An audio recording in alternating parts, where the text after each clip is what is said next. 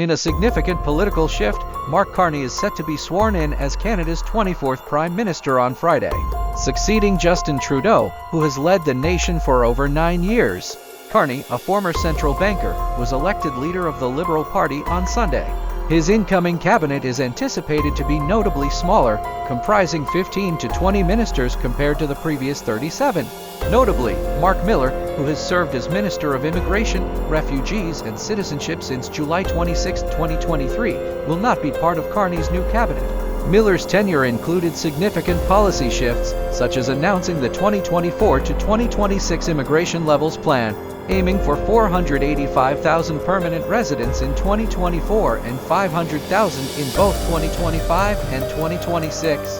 However, facing challenges like housing shortages and economic pressures, the government later reduced these targets by 20%, setting a goal of 365,000 permanent residents by 2027.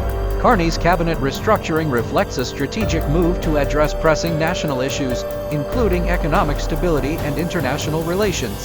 As Canada navigates a turbulent period marked by a trade war with the United States under President Donald Trump, the exclusion of seasoned ministers like Miller indicates a shift towards a streamlined administration, potentially signaling new policy directions under Carney's leadership.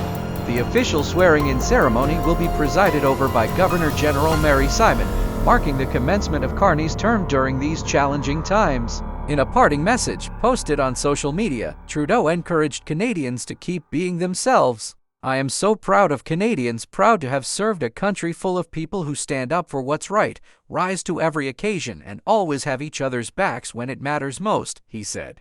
"I will always be boldly and unapologetically Canadian. My only ask is that no matter what the world throws at us, you always be the same."